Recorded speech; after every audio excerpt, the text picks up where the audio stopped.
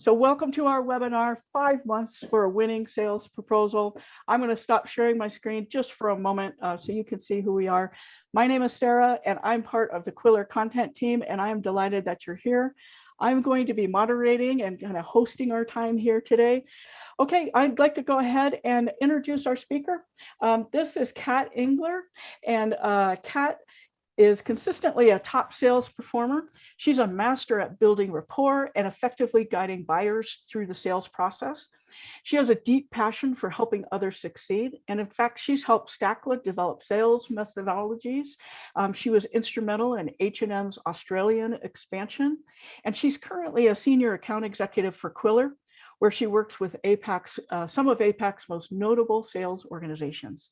So Kat, we're delighted to have you. You're a first-time speaker for us, but we're so excited to hear what you have to share. So please say hello to everyone. Yes. Hey, everyone. Thanks so much for joining this morning or afternoon, evening, wherever you're coming in from. So really, really lovely to be here. And yeah, stoked to go through all this. Great. And, I think one of the great things about Kat speaking is she's actively in a sales role. She's in the trenches. So she can probably relate to a lot of you. Maybe she's spoken to a lot of you, but she is from Qwilr. And this is not meant to be a sales pitch, but I want to share a little bit about Qwilr so you have more context of the things that you're going to be hearing today. So if you're not familiar with Qwilr, we are proposal software, and we help you create visually impressive proposals that are web-based proposals. So unlike any of the other options out there, ours are web-based, which means if you can do it on a web page, you can most likely do it in a Qwilr proposal. So the idea here is create visually impressive and interactive proposals that stand out and prompt buyers to action. So you'll be hearing more about how to create a great proposal. But Kat, I want to go ahead and just turn it over to you and dive right into our session today. Awesome. Thanks so much, Sarah. Yeah, well, we have a fair bit to cover this morning or during this session, but I'm sure you all can relate that sales now looks a lot different to what it used to prior to that lovely word COVID. I used to sell face-to-face in previous roles, and that's just not really the case anymore. So, being able to have virtual buying now, being able to, send across proposals is a really different landscape. And we know that 96% of B2B sales teams have fully or partially shifted to remote selling. And these sales interactions are going to continue to rise over the next 5 years. So kind of shifting that mind frame into more virtual or digital selling versus that face-to-face or in-person selling. So yeah, it is shifting a fair bit. But yeah, the good news is that this hasn't intimidated anyone. I'm sure you're all aware that Zoom really took off during COVID. We now are having a ton of Zoom memes being out in the world, like this one here. But we know that as well that 1 in 3 virtual buyers are actually willing to spend a lot of money. The tech industry kind of took off during COVID, and there's a lot to happen within here as well, and a big shift too. But I'm sure we all know what that means, is that this sales collateral and your proposals do have to capture the attention of the buyer. There's so much competition out there. We know that there's a lot of noise, and having, a number of things that help you stand out are going to make the difference to get deals across the line. And really, that's kind of why we're here. We're trying to help solve a few of those problems by utilizing something like Qwilr, or even just kind of helping that sales proposal stand out amongst the noise. And I think, Sarah, there may be a poll here potentially. Yeah, so let's go ahead and get into our 5 musts. Here you can see I've already kind of let the cat out of the bag. I hope that's not an American say, but anyway, you can see the first proposal must is personalization. So I have a poll that I want to launch just to see where everybody is at. So here you can see the question is, are you currently personalizing your proposals? You have a yes, no option or too time consuming. There's, we just want to know where you're at. It helps us tailor our content a little bit better. And then what is your process for personalizing materials? Is it a manual process? Like maybe you're doing a find or replace or manually typing in data? Is it automated where you're pulling it in from your CRM data? Is it automated where you're not using CRM? Maybe you're using tokens, or you're not personalizing at all. So just take a moment and vote now because it makes the webinar more fun when you're involved. So please take a moment and vote. We've got some good responses coming in. Yeah. Oh, cool, Denny. We actually can use Loom within Qwilr too. So it's a pretty common use case to kind of have a walkthrough of your proposal and then include that Loom video somewhere within your document. It's pretty handy, but we love Loom. I use that all the time. And I think Sarah probably does as well. Yep, I love Loom. Okay, so I'm going to go ahead and close off the poll. So if you wanted to vote, now it's your last chance. So 3, 2, 1, and we're going to end the poll and let's see the results. Oops. There we go. Can you see the results? I hope you can. Yep. Okay. So are you currently personalizing your proposals? 80% said yes. Kat, are you surprised by that? No, not really. I think in this, day and age that we do know that we need to have a fair bit of personalization there. So yeah, I can definitely understand that. Where I am seeing the too time consuming piece here. Yeah. Hopefully, there's a few pieces from today's session that you all can take away from that, because we want to make sure that you're sending proposals that are personalized as it cuts through that noise and competition as well. Yeah, excellent. But let's look at the second one. This is a little bit more interesting. What is your process for personalizing materials? 76% are saying manual data, find and replace, or typing in data. It's so common that's how you do it. But it's also kind of dangerous because what if you forget something? Yes, or even just, a human error, right? Or what if you just end up spelling someone's name wrong, or not including something that should be within there as well? Yeah. We do have a few people pulling from their CRM data, which is great. Nobody using tokens, which maybe that's a foreign word, and we'll cover that in this webinar. And then again, a few people saying they're not personalizing at all, which that's fine. No judgment here. Our goal is to kind of educate you on what we think you need to do to stand out and really capture buyer attention. So thanks for participating in that. But Kat, I'm going to turn this off and I'm going to let you continue with your presentation. Perfect, thanks. So I'm sure you all can see here in this nice little GIF file. Is it GIF or GIF? We'll never know. But we can pull through, any of this CRM data from HubSpot. So it's something, I use on a day-to-day basis as well, being able to automatically pull through things like company name, contact first name, deal description, product line items. So that way you're not having to manually go in and input these specific pieces of data. It's just really handy as well, because you then are sending that bespoke and personalized document without spending loads of time doing it, which is, a problem that we're all facing, is we don't want to be spending all this time having to manually input that data that's already existing in your CRM, which is your source of truth, right?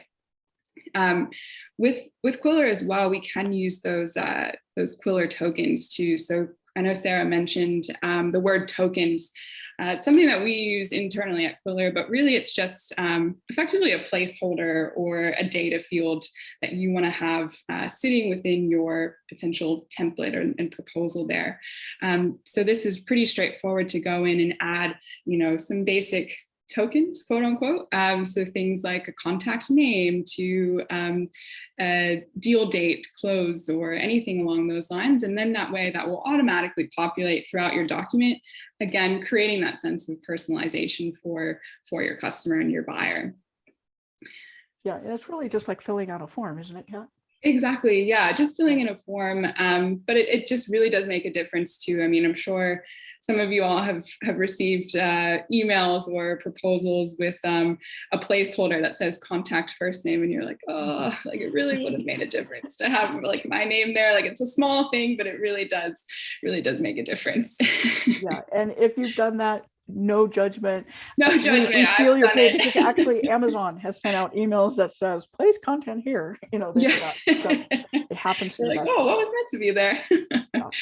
Yeah. And from a personalization minimum standpoint, I mean, kind of like I mentioned before, just really small things that do make a difference. The prospect name, company name, even just a small logo, images that are relevant to them, or even logos that you're already working with that are relevant to that customer. And we know that buyers will dismiss materials that don't relate to them and that aren't personalized. So that really can make a difference to help get that potential deal and business across the line too. This is something that we think can really make that difference here. That's great. That's great. And if anytime you have a question or maybe you even disagree with something we're saying, please go ahead and Please. chat it in at any time. And, I'm more than happy to interrupt Kat and have her address your comment. So. All right, Kat, let's get on to proposal number 2. Oh, yes. So, I mean, pretty big stat here. 63% of buyers are influenced by the quality and customization of sales materials. And what that means is, what's going to grab someone's attention?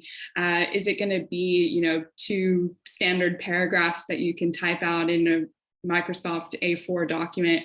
Or is it going to be an image that resonates with someone? And typically it's going to be that image, right? If you are, let's say, a builder in Sydney and you are proposing a new construction site in a particular location, having an image of the city you're going to be doing that project in, as it might seem like a small thing, it does make a really big difference. So if you see these 2 examples, we see often that, this is just some plain text. And then on the right, we have that really visual, beautiful document. And, what's gonna grab your attention? I mean, if you think about what grabs your attention on social media or as you're scrolling online as well, it's something that typically, has a beauty, and you want to spend more time looking at it. So I'm not sure if anyone has any opinion here on what grabs their attention more, but if you do think that the image on the left is a bit more visually appealing than the right, feel free to shout out. But yeah, we feel strongly that, images and even videos allow your customer to kind of just feel like you've put in the time to understand them a little bit better. Yeah, absolutely. And, put yourself in the seat of the buyer too. If you got a proposal like the one on the left, would you pay attention to that? Or would you pay attention to the one on the right? So I think exactly. Oh, thanks, Jenny. Yeah, I mean, there are quite a few benefits to these visual proposals. So, we do know that there is this like picture superiority effect, I should say. So we know that the brain can process these images a lot faster than, being able to read the written word.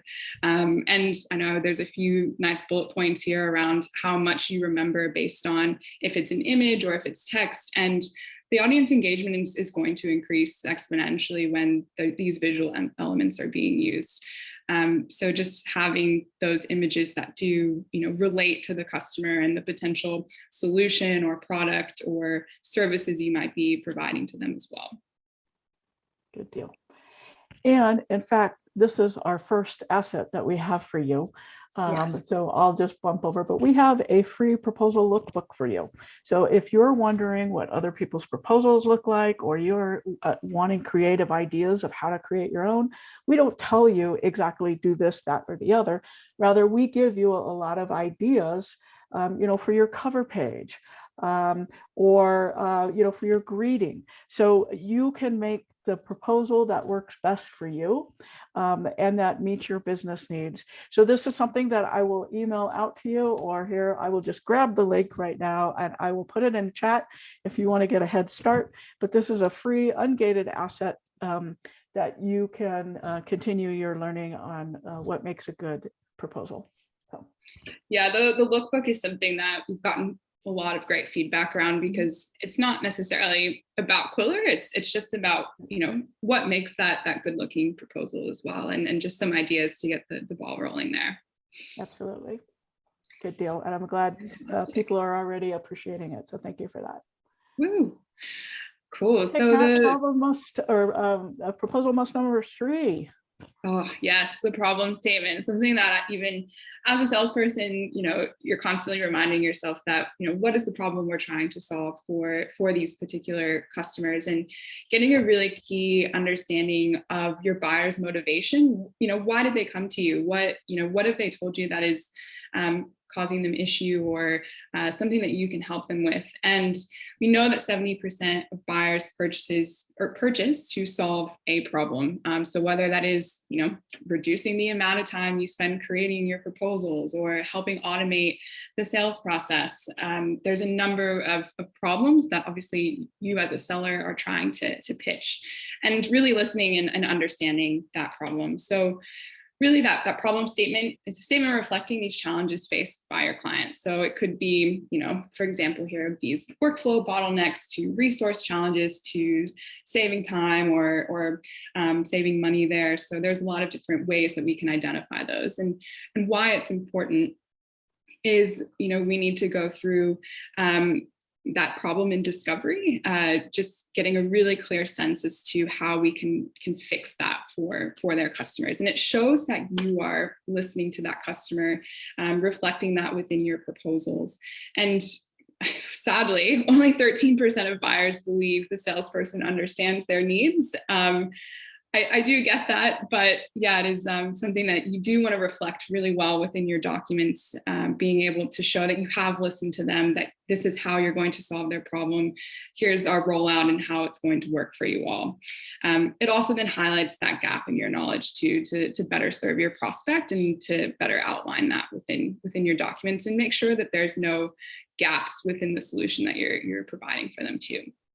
Kat, let me interrupt you a minute, and suppose you do discover a gap, like you don't know fully, or you're not sure you understand the client's problem. What should you do? I mean, I'm typically quite honest with my customers, and if there is something that I don't fully understand, or I'm not grasping what they're trying to solve, like I really try to probe into that a bit more. And if there is an answer I don't know, I'm going to go to our support team or our product team, or even customer success, and say, this is what I think they're trying to do. Like, is this something we can provide? And just kind of outlining, the potential steps as to how to solve that, and just really clarifying that this is the way we can do it, and asking them, is this what you're after? Is this correct? Because you don't want to be providing something that isn't, on their line. Yeah, and so that's something you typically do in discovery? Typically, yes. Okay, good. Yeah. We do have some questions here, some sample questions. Again, if anybody has feedback on this, chat it in, but Kat, please continue. Yeah, so I mean, like Sarah was saying, so some questions to support that, just kind of, again, like really probing and trying to get a clear understanding of the problem that we're hoping to solve for someone. Is, asking what someone's biggest pain point is. Is it, reduction in time to do something? Is it something your boss is trying to solve? What topic always surfaces in your internal meeting? Whatever that might be. So just really kind of having those layering questions, and open-ended questions as well, to just really get a better understanding of the problem that they're facing. Yeah, and some of the things that you said, I think it's so important to call out too. A lot of times it's a challenge within their company, but many times it's also a personal problem, like I have no work-life balance, or I'm always getting home late, or there's other personal things. So don't overlook underestimate the power of those personal things too. Absolutely. I mean, and all of those things can, add on to someone's personal problems too, within their day-to-day work-life balance. So it really does make a difference. Just understand that problem fully. That's great. Okay. Ooh, all right. Clear offer. And there is a poll here too, I think. We do have a poll on this Another one. poll, yes. So it is, when presenting our offer, buyers most often, and I'm going to let you select multiple answers on this one, accept it without negotiating. That would be wonderful. They want to negotiate. They ask for a discount or added value, like maybe free onboarding. They run away screaming and the deal dies, or they do nothing and they ghost me. So tell us what happens when you present your price. We are curious. Got a lot of people voting on Ooh, this. This is good. yeah. This is good. Great.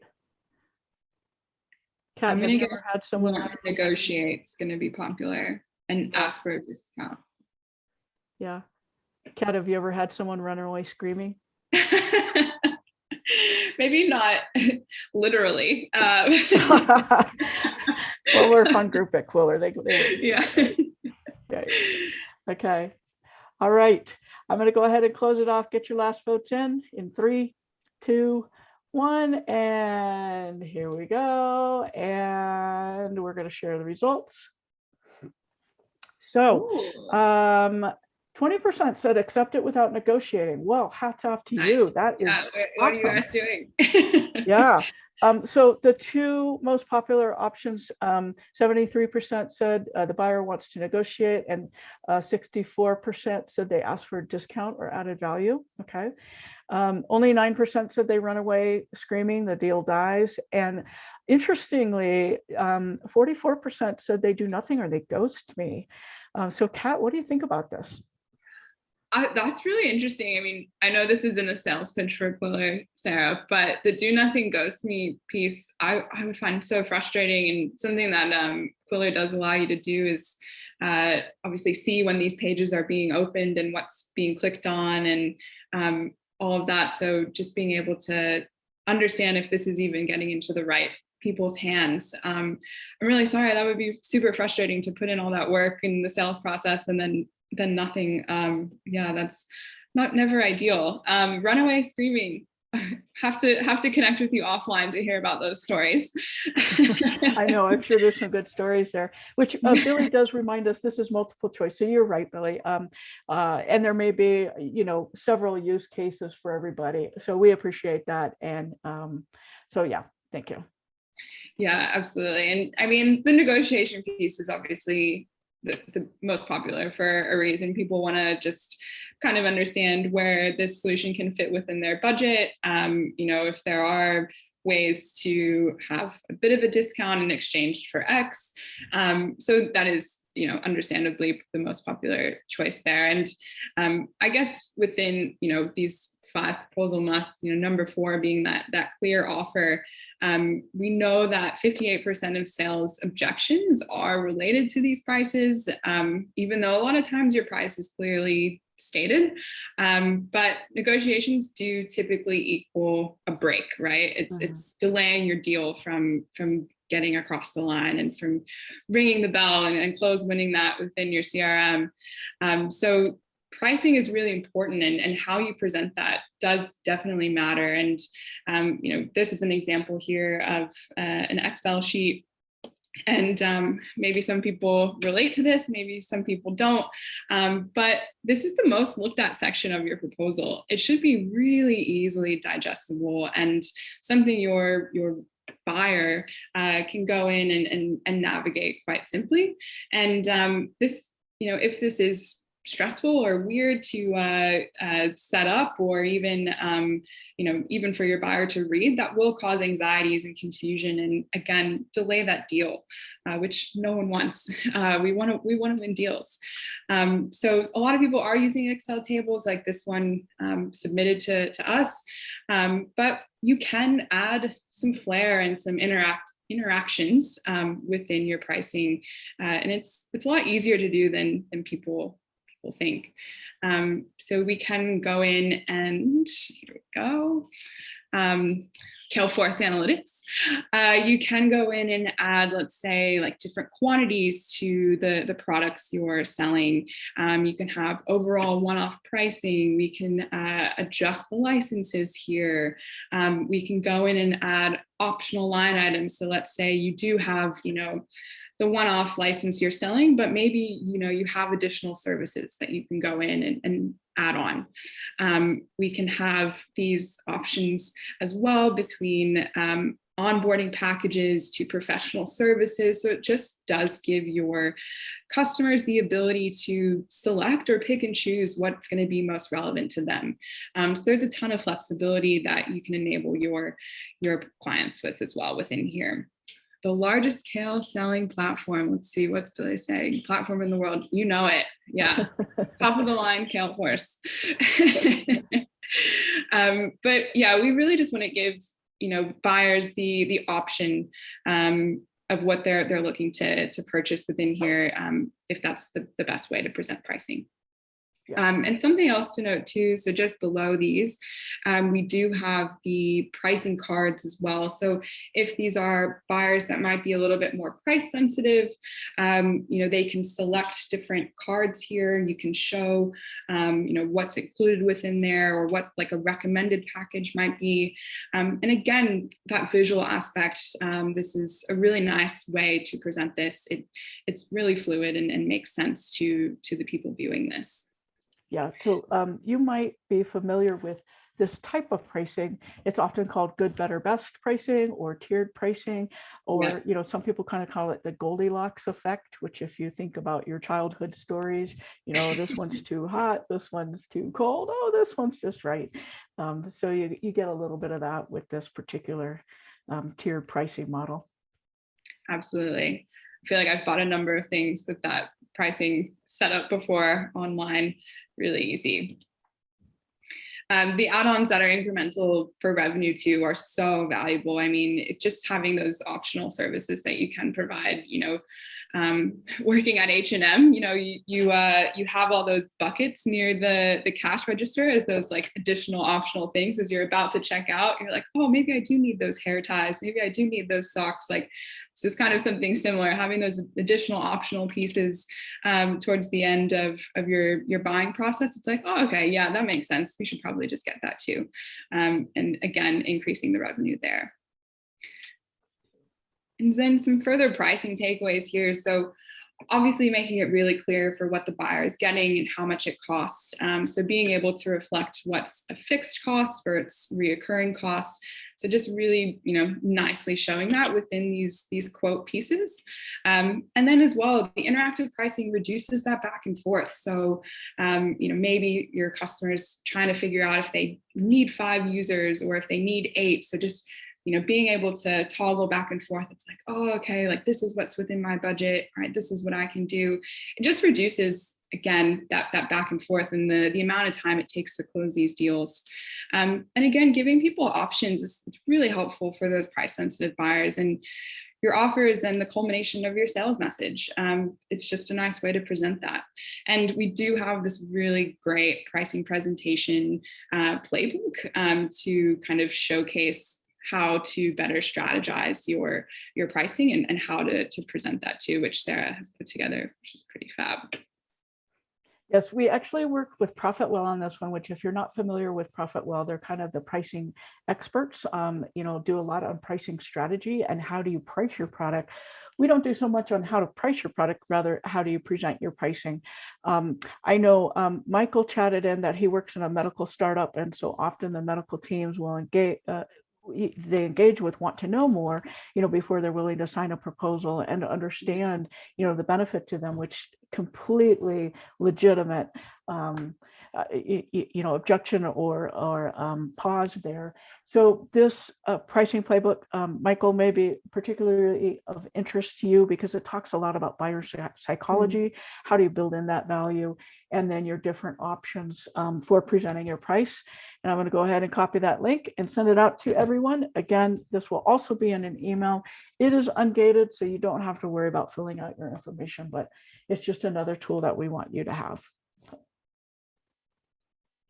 Oh, the other thing I'll mention too, and the offer is in the playbook, but if you are brand new to Qwilr, you can see your pricing transform. So if you are using one of those Excel tables, which that one that Kat shared with you, that was an actual proposal that we received, and they asked us to redo it. So if you are using something that you think is less than optimal and you want us to redo it, we will redo it for free. Yes. So there's a link in the playbook. So you have to download the playbook, but you can take advantage of that, send us your proposal, and we'll have our professional designers just take a look at that pricing piece and show you what your options are and see if that might work better for you. Yeah, our designers are fabulous. So if you do have an idea of, maybe utilizing your pricing within Qwilr, don't hesitate to send that over. It's super handy to visualize. Absolutely. Fantastic. So the last one here, number 5, call to action. So we've, put a really beautiful visual proposal together. We've told the buyer what, why, and how much. Now, what's next? We need to get this deal in. We need to close it. So having that call to action or a sign and accept, or even in some spaces, having just like a next meeting, like a next booking. So being able to capture that e-signature, though, primarily is a great way to get that call to action completed. So being able to include contact info, embedding your calendar to book a future meeting, but we want to have these documents signed off on realistically. I personally use a few pieces with call to actions in my Qwilr pages. The sign off being one of them, but secondly is the meeting link here. So if there are questions about this proposal, or if there's commercials you're wanting to negotiate, feel free to schedule next steps with me within Qwilr, and you can then automatically book in time into my calendar here. And it's just a really nice way to, again, reduce some of those back and forths. And since this is a web page, we can embed these Calendly meeting links or HubSpot meeting links within your documents too, and just getting those next steps booked into the calendar. So this is a great example if your buyer might not be ready to sign. And that way, you're not necessarily losing the deal, but you're just kind of getting a better understanding of what's happening in their space, and not getting ghosted like in the last poll that we ran. That's great. Ooh, Billy is asking, what calendar integrations does Qwilr offer? So I use HubSpot. We have a number of people using Calendly as well, but anything that's hosted online. So whether that is, Calendly, HubSpot, if you're using another service, you can just capture the embed code and include that within Qwilr. So there's a number of ways to include a calendar within your Qwilr page. Good deal. I'd be curious, maybe everyone could just chat it in, but how many of you are using eSign? So if you are using eSign, would you just chat in yes? Or if you're not, you can chat in no. But I'm just curious, how many people are using that feature? We've got a lot of yeses coming in. This is great. This is great. Yes, yes, yes. One no. Okay. A few no's. Okay. Using HubSpot, but no to eSign. Liv, would you mind telling us why you don't use eSign, or those of you that don't, that have said no, is it you don't have the ability? Does your company not accept it? Or I'm just curious, would you be willing to share with us a little bit more detail? Okay, honestly, first time I've heard of it. Okay, good. Kat, would you address eSign a little bit for those that might be new to it? Yeah, absolutely. So e-signature, I'm sure you all have received a PDF or a Word document online, and you need to print it out and physically sign that document, scan it, re-upload it, and share that you've signed that document. What e-signature allows you to do is digitally sign it. So being able to create a digital signature, you can pre-fill names potentially, you can either draw your signature, or you have a few templates per se, but it just allows you to do that online without having to take all those manual steps of printing, signing, scanning, uploading, all of those things, and it will then automatically update the people who need to be known that this has been signed off on. Yeah, absolutely. And eSign is legally compliant too. So exactly. If there's concerns about that, they are accepted. So you might want to find out more about that. But I think e-sign is just a wonderful feature. As a buyer myself, I get really annoyed when someone sends me a PDF and asks me to sign and send it back. Yeah, same. I'm taking pictures on my phone, or I'm like, I don't know what to do. So yeah, it's a bit confusing. Is that just an add-on through HubSpot? Which I want to say no, but Kat, is that an add-on only through HubSpot, or can you do e-sign without HubSpot? So you can do e-sign without HubSpot. That's definitely a possibility. Absolutely. Yeah, great. And Yasemin, I hope I said your name right. Yes, I will be sharing the presentation. Give me about 24, 36 hours, but yes, we'll be sharing a link to the on-demand. Okay, so Kat, we've talked about all 5 musts. Let's just do the high summary takeaway. Yeah, so these 5 musts for these proposals. So your proposal should be a reflection of the brand and what speaks for you and your business and your solution. You aren't in the room, so how you do present yourself matters. This is a post-COVID world, so we're not able to do all these face-to-face meetings anymore. So presentation is very important. And secondly, so these design-driven brands are outperforming the competition consistently. 63% of buyers are influenced by the quality and customization of your proposal. So even just those minor personalization pieces are so key to getting these deals in. And then thirdly, communicate your offer clearly and make it easy for buyers to say yes. So giving your buyer potentially options if that's how you all do business, but also just really easily presenting your pricing that shows what's one-off, what's reoccurring, and giving your customer the ability to select what they're after. Yeah, that's great. That's great. We do have a few questions coming in. So if you have questions, we're going to turn it over to our Q&A time right now. So first of all, we've got Stephen asking, Kat, would you recommend and accept e-sign along with the calendar invite so the client has a choice on whether they would like to discuss the proposal further in person, or what do you recommend? Absolutely. I mean, I don't think there's any bad way to do that. It's something I do just as an option. So it gives them the ability to sign if they're ready, but also if they do have, some nitty gritty questions, they can just automatically book that time in. So you're not, again, hassling with the back and forth there between yourself and the customer and saving a bit of time. So absolutely would recommend. Yeah, I think it's so key. You always want to get what's that next step. Exactly. So whether it's a closed one and introducing someone to their account manager or sending across, collateral, or just understanding, what their further questions are. We always want that next step booked in. That's great. That's great. Love that. Okay, we have another question here of Kat, you've obviously done this for a long time.